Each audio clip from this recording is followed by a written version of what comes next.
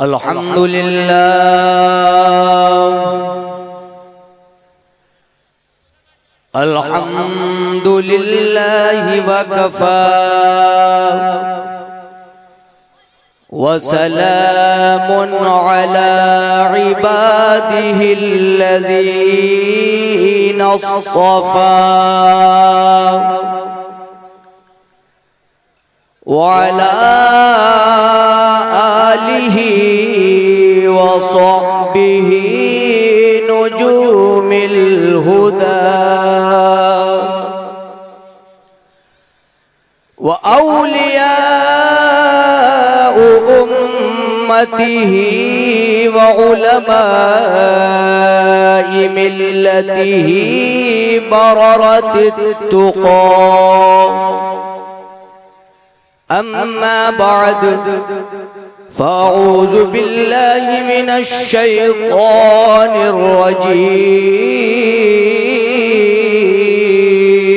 الرجيم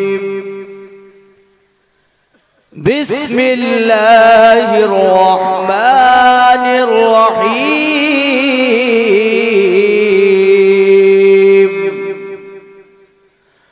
قل إن الفضل بيد الله يؤتيه من يشاء آمنت بالله صدق الله العظيم وصدق رسوله النبي الكريم ونحن على ذلك لمن الشاهدين والشاكرين والحمد لله رب العالمين رفیقان گرامی،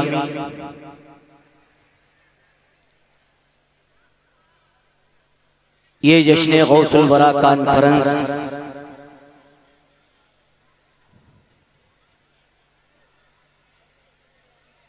کے پروگرام میں ہم اور آپ سب شرکت رکھتے ہیں۔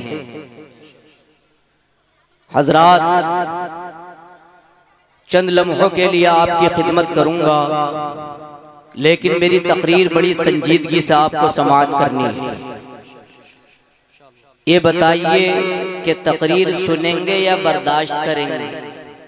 بھائی برداشت کرنے کا مطلب تو یہ ہوتا کہ یہ بھی آ گئے تو انہیں بھی جھیلا جائے، اور سننے کا مطلب یہ ہوتا کہ بہت ذہن لگا کر توجہ کے ساتھ سنا جائے۔ تو ہاتھ اٹھائیے، کون کون توجہ سے سنے گا؟ ماشاءاللہ، الحمدللہ، آپ سے بڑی قیمتی گفتگو کرنے کا جی چاہ رہا ہے۔ درود پاک پڑھیں، اللہم صلی علی سیدنا و مولانا محمد وبارک وسلم، صلاۃ و سلام علیک سیدی یا رسول اللہ صلی اللہ تعالی علیہ وآلہ وسلم۔ حضرات، میرے بعد آپ اور بھی تقریریں انشاءاللہ سنیں گے، لیکن میں نے آپ حضرات کے سامنے بڑی مشہور آیت کریمہ کی تلاوت کا شرف حاصل کیا۔ اس پر روشنی ڈالنے سے پہلے کسی نے شان غوثیت میں کہا ہے، وہ پیش کروں۔ غوث اعظم زمانے کا محبوب ہے، غوث اعظم زمانے کا محبوب ہے، غوث اعظم زمانے کا سلطان ہے، اور غوث اعظم کی ہر جا مچی دھوم ہے، غوث اعظم کا گھر گھر میں فیضان ہے۔ اس نے چوروں کو دیکھا ولی کر دیا، اس نے چوروں کو دیکھا ولی کر دیا، پرخطاؤں کو قطب جلی کر دیا، اور سنیوں یاد ان کی مناتے رہو، سنیوں یاد ان کی مناتے رہو، نعرہ یا غوث اعظم لگاتے رہو۔ عزیزان ملت اسلامیہ، بڑی مختصر گفتگو کرنے کا شرف حاصل کروں گا، توجہ فرمائے۔ اللہ جل جلالہ و عم نوالہ نے قرآن پاک میں ارشاد فرمایا، ان الفضل الفضل بید اللہ، اللہ نے اپنے محبوب پاک سے ارشاد فرمایا، اے محبوب پاک صلی اللہ تعالی علیہ وآلہ وسلم، آپ فرما دیجئے کہ فضیلت اللہ کے ہاتھ ہے۔ سبحان اللہ، سبحان اللہ۔ میں نے یہ آیت کریمہ اس لیے پڑھی کہ ہم اور آپ جو آج کل معاشرہ تباہی کے دہانے پر پہنچ رہا ہے نا، اور صرف زبانی دعویٰ، زبانی نعرہ، اس پر ہم سیریس ہو جائیں اور اپنے آپ کو اسلامی راہ پر چلانے کی کوشش کریں۔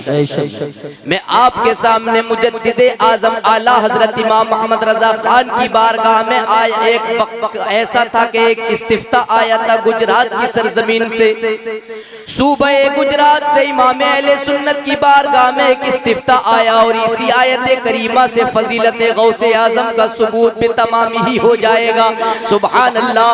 گجرات صوبے سے امام اہل سنت کی بارگاہ میں ایک استفتاء قائم کیا گیا، اور اس استفتاء میں یہ لکھا تھا، آپ نے حضور سید احمد کبیر رفاعی رحمت اللہ تعالی علیہ کا نام سنا ہوگا، نام یاد رکھ لینا، حضور سید احمد کبیر رفاعی رحمت اللہ تعالی علیہ۔ ان کے ماننے والوں نے یعنی یہ بحث اٹھائی کہ ایک مرتبہ حضور غوث پاک رضی اللہ تعالی عنہ مدینہ المنورہ گئے، وہاں حضور سید احمد کبیر رفاعی رحمت اللہ تعالی علیہ بھی تھے مدینے کی سرزمین پر۔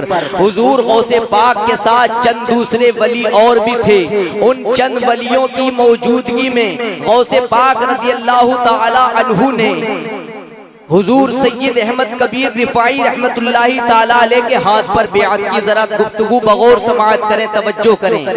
ان کے ماننے والوں نے حضور سید احمد کبیر رفاعی رحمت اللہ تعالی علیہ کی فضیلت کا اعلان کیا کہ حضور غوث پاک نے ان کے ہاتھ پر بیعت کی مدینہ المنورہ کے اندر، اور دوسرے اولیاء کاملین بھی وہاں تشریف فرما تھے۔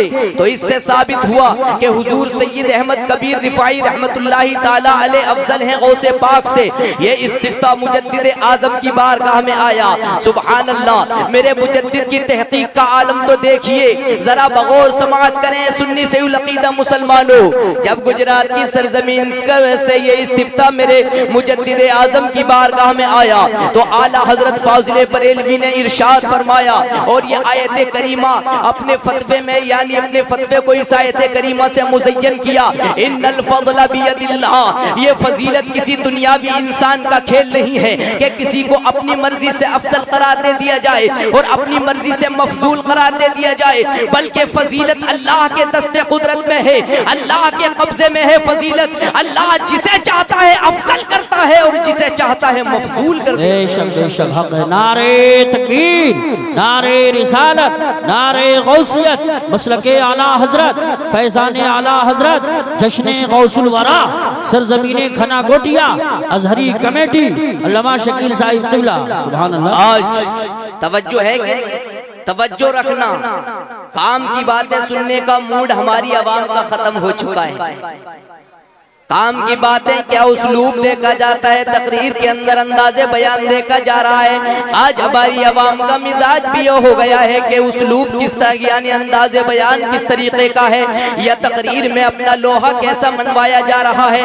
اے میرے سنی سے العقیدہ مسلمانوں، غوث اعظم کے فدائیوں، غوث اعظم کے غلاموں، ذرا غور و فکر کرو، کیا غوث پاک رضی اللہ تعالی عنہ نے یہ تلقین نہیں دی ہے کہ 5 وقتہ نماز پڑھی جائے؟ میں اس پر گفتگو کروں گا۔ مجدد اعظم اعلیٰ حضرت کی بارگاہ میں جب یہ استفتاء آیا تو توجہ فرمائیں، حضور سید احمد کبیر رفاعی رحمت اللہ تعالی علیہ کے ماننے والوں نے یہ دلیل قائم کی کہ حضور سید احمد کبیر رفاعی رحمت اللہ تعالی علیہ اس لیے افضل ہیں کہ جب سید احمد کبیر رفاعی رحمت اللہ تعالی علیہ مدینہ المنورہ پہنچے، سرکار کی بارگاہ میں پہنچے، تو میرے آقا کی بارگاہ میں پہنچنے کے بعد یہ عریضہ پیش کیا، یا رسول اللہ اب تک تو میری روح آپ کی بارگاہ میں حاضر ہوا کرتی تھی، فی حالت البعد كنت ارسلها تقبل الارض عنی وہی نابئتی، یا رسول اللہ اب تک دور تھا میری روح حاضری دیا کرتی تھی، اور یا رسول اللہ اب کی بار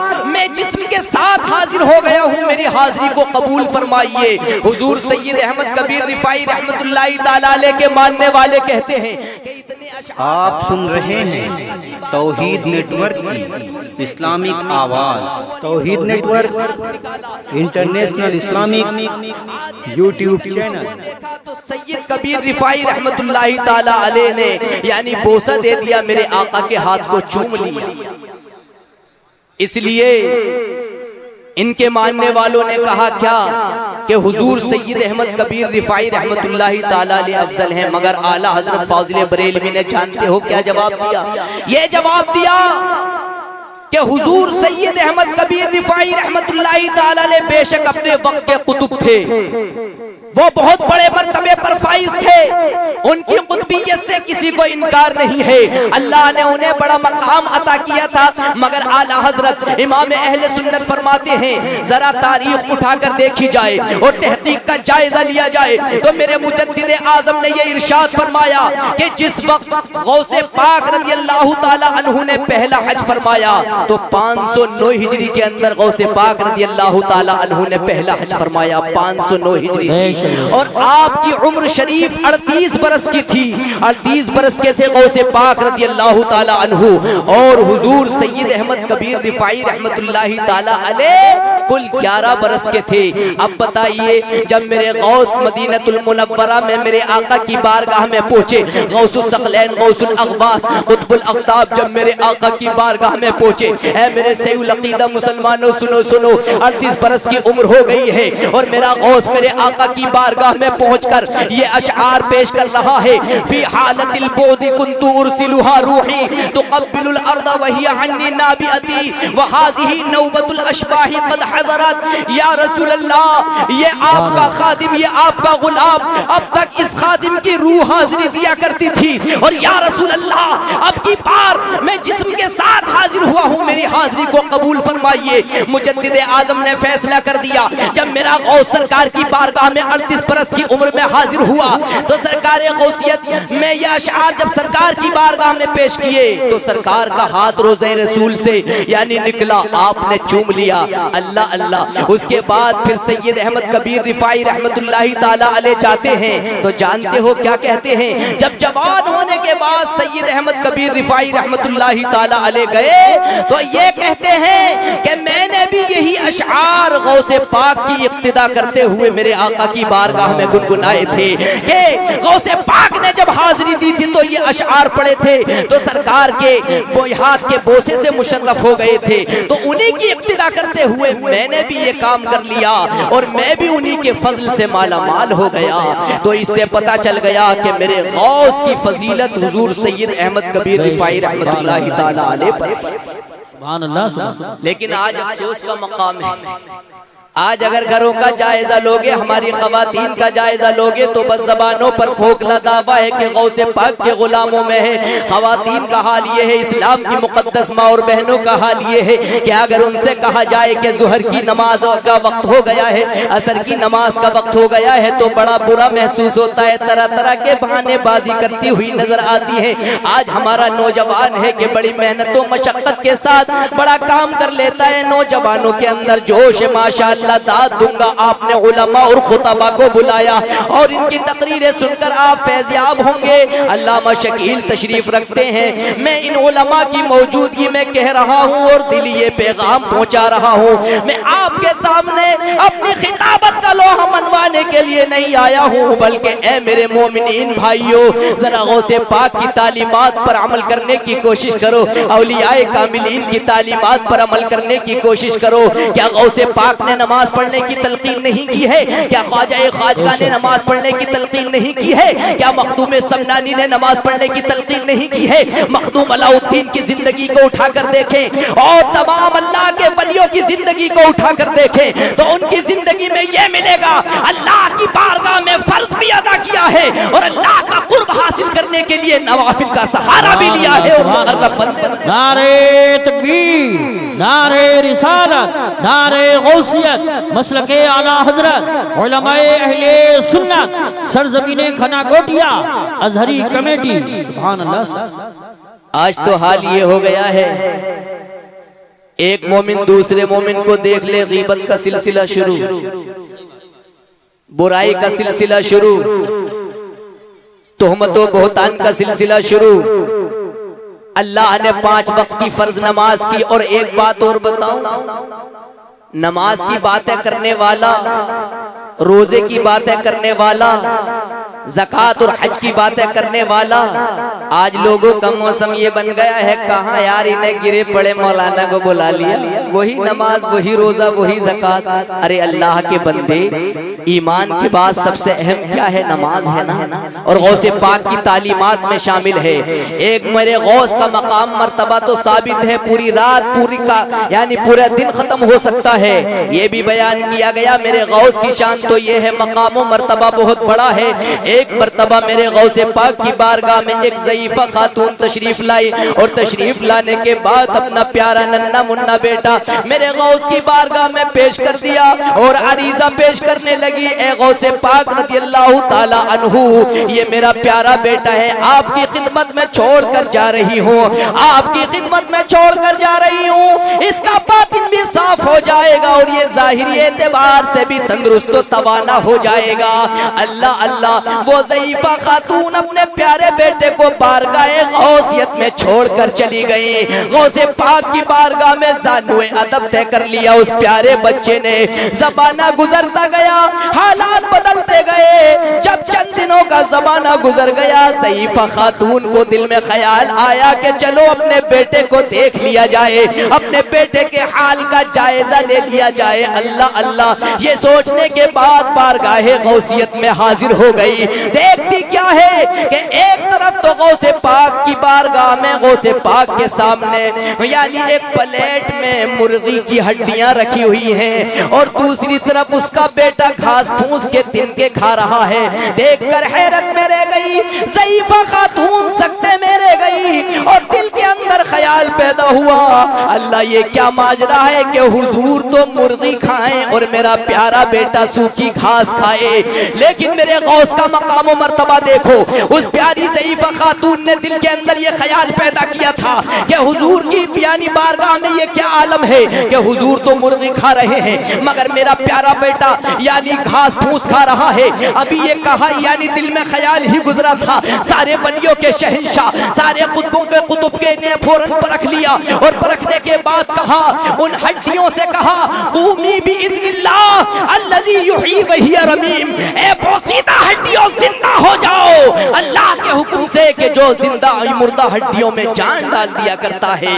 کتابوں کے اندر آیا ہے وہ فوراً مرغی زندہ ہو کر چلنے لگی. بے شک سبحان اللہ. اور یہ معتبر کتاب بہجت الاسرار اور بہت سارے اچھی اچھی کتابوں سے اس کا اخذ کیا گیا ہے. یہ میرے غوث کا مقام و مرتبہ ہے. کیا یہ مقام و مرتبہ اس بات کی دعوت نہیں دے رہا ہے؟ میرے غوث کی شان سے پتہ چلتا ہے کہ انہوں نے اللہ کی اطاعت میں زندگی گزاری، انہوں نے اللہ کی بارگاہ میں ہمیشہ قرب حاصل کیا. آج کا حال تو یہ ہو گیا ہے کہ آج ہمارے نمود و ریاکاری نے جنم لے لیا ہے، نمائش نے جنم لے لیا ہے، بچے ہمارے آگے بڑھ جائیں، ہمارا کام آگے بڑھ جائے. لیکن ایک بات اس موضوع سے ہٹ کر تھوڑی یہ بتا دینا چاہتا ہوں، مسلمانوں کب تک غفلت کی زندگی ہم لوگ گزارتے رہیں گے؟ کب تک تساہلی کے ساتھ زندگی گزارتے رہیں گے؟ آقا کریم صلی اللہ علیہ وسلم نے ارشاد فرمایا، عن انس قال قال رسول اللہ صلی اللہ علیہ وسلم، اذا اتخذ الامانة مغنما والزکاة مغرما وتعلم لغیر الدین واطاع الرجل امرأته وحق امه وأدنى صديقا وظهرت الأصوات في المساجد وساد القبيلة فاسقهم وكان زعيم القوم أرذلهم وأكرم الرجل مخافة شره وظهرت القينات والمعازف فعند ذلك تكون ريحا حمراء زلزلة وخسفا ومسخا وقذفا وآيات تتابع كنظام قطع سلكه. اے میرے مسلمان بھائیو، آج ہم گلہ شکوہ کرتے ہیں کہ غیر قومیں ہم سے آگے نکل رہی ہیں، غیر قومیں ہم سے آگے نکل رہی ہیں، پریشانیاں ہمارا سامنا کر رہی ہیں، طوفان ہمارا سامنا کر رہا ہے۔ ارے کبھی ہم اور آپ نے سوچا کہ آخرکار پریشانیوں میں مبتلا کیوں ہے، آخرکار ہمارے بچے بیمار کیوں پڑ رہے ہیں؟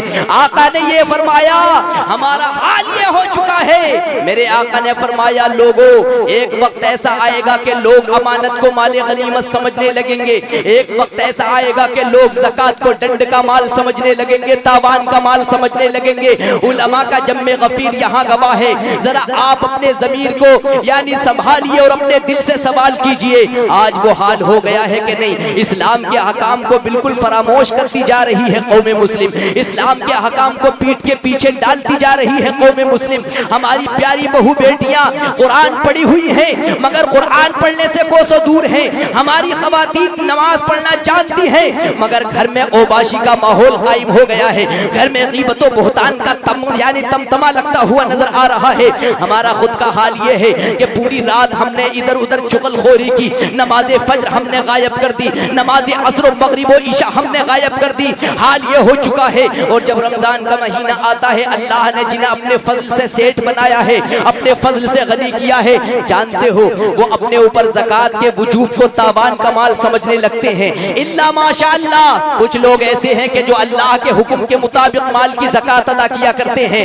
میرے غوث نے سب تعلیمات کو عام کیا ہے۔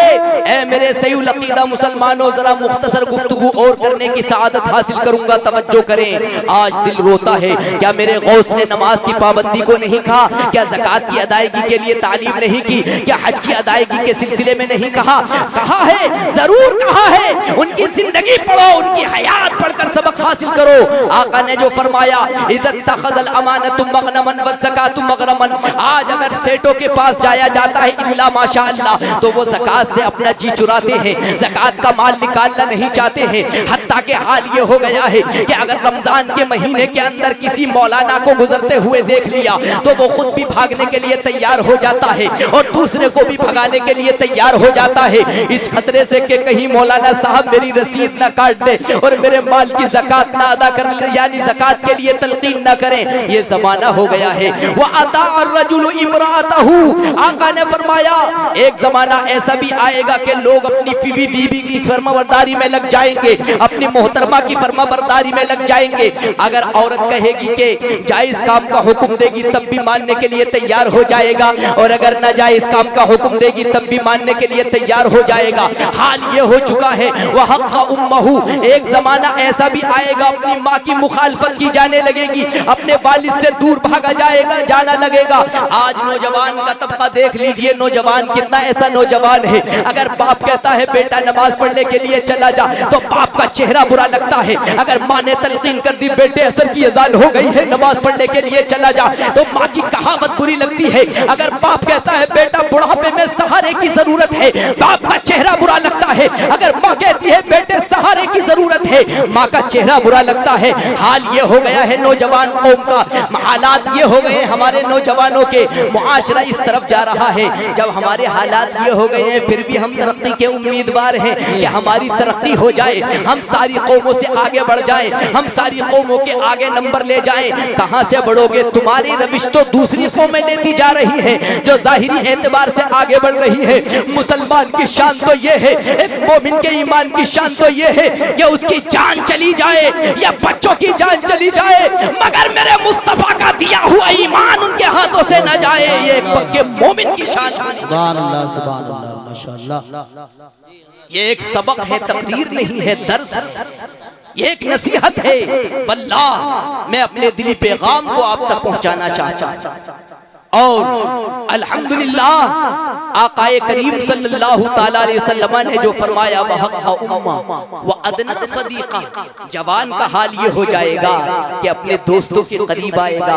اگر دوست کہے گا کہ چلو فلم پینے کے لیے چلا جائے تو جانے کے لیے تیار ہو جائے گا، اس لیے کہ اگر نہیں جائے گا تو دوست کی دوستی میں خلل آ جائے گا۔ اگر دوست کہے گا کہ شراب نوشی کے لیے چلا جائے، غور کریں، توجہ کریں، گفتگو بڑی کھٹی لگ رہی ہوگی مگر حق حق بات ہے اور حق کڑوا ہوتا ہے۔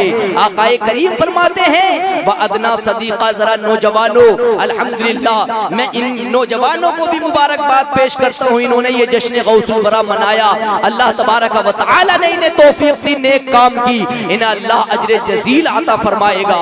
اللہ اللہ، ادنا صدیقہ، مسلمانوں میں جوانوں کا حال یہ ہو گیا ہے کہ وہ اپنے دوستوں کے قریب آئیں گے، دوستوں کے قریب آئیں گے، دوست گناہ کی دنیا میں لے جائے گا، کہے گا چلتے ہیں، عیش کر لیتے ہیں، جوانی آ گئی ہے، سوچتا ہے کبھی فنا ہونا نہیں ہے، ہڈیوں میں مضبوطی ہے، سوچتا ہے کبھی دنیا سے نہیں جانا ہے، لیکن حال یہ ہو گیا ہے وَسَادَ الْقَبِيلَةَ فَاسِقُهُمْ وَكَانَ زَعِيمُ الْقَوْمِ أَرْذَلَهُمْ وَأَكْرَمَ الرَّجُلُ مَخَافَةَ شَرِّهِ وَظَهَرَتِ الْقَيْنَاتُ وَالْمَعَازِفُ۔ اس حدیث پاک کو پورا کر کے میں آپ کی بارگاہ سے رخصت ہو جاؤں گا۔ اللہ اللہ، آقا کریم صلی اللہ علیہ وسلم نے فرمایا حال یہ ہو جائے گا، ایک زمانہ ایسا آئے گا کہ لوگ قبیلے کا مکھیا ایک ایسا آدمی قرار دیں گے جو یعنی لوزے سے دور ہوگا، شریعت کے احکام سے دور ہوگا، وہ قبیلے کا مکھیا ہوگا، لوگوں کے فیصلے نپٹائے گا۔ وَكَانَ زَعِيمُ الْقَوْمِ أَرْذَلَهُمْ، اور قوم کا لیڈر ایک ایسا آدمی ہوگا جو سب سے خسیس ترین ہوگا۔ اور آگے چلے وَظَهَرَتِ الْقَيْنَاتُ وَالْمَعَازِفُ، گانے اور باجے ظاہر ہو جائیں گے۔ آج شادی کا فنکشن ہو یا کوئی اور فنکشن کرنے کا موڈ بن جائے تو پہلے ڈی جے کا اہتمام کیا جاتا ہے، گانے اور باجے کا اہتمام کیا جاتا ہے۔ مولانا صاحب کو یہ کہہ کر سمجھا دیا جاتا ہے کہ حضور ذرا آج سائیڈ ہو جائیے گا، ہم نبٹ لیں گے معاشرے سے، حالات سے ہم سمجھ لیں گے۔ اے مسلمانوں، میں آپ کو آخر میں یہ دعوت دینا چاہتا ہوں، دعوت فکر دینا چاہتا ہوں کہ ہم ہر حال میں اللہ اور اس کے رسول کے احکام پر عمل کریں، غوث پاک کی تعلیمات و تلقینات پر عمل کریں، محبوبان بارگاہ کی تعلیم اور ان کے اصولوں پر عمل کرنا سیکھیں اور اپنی زندگی کو نایاب کر سکتے ہیں۔ ورنہ وہ دن دور نہیں ہے کہ ہم دنیا میں اگر بدعملی کی زندگی گزار کر چلے گئے تو جانتے ہو ہم نہ یہاں کے رہیں گے اور نہ وہاں کے رہیں گے۔ اس لیے ضروری یہ ہے کہ ہم اور آپ اللہ اور اس کے رسول صلی اللہ علیہ وسلم کے فرامین پر عمل کر کے اپنی زندگی کو گزار کر چلے جائیں۔ اللہ پاک سے دعا ہے کہ ہم سب کو عمل خیر کی توفیق عطا فرمائے۔ استغفر اللہ ربی من کل ذنب واتوب الیہ، لا الہ الا اللہ محمد رسول اللہ۔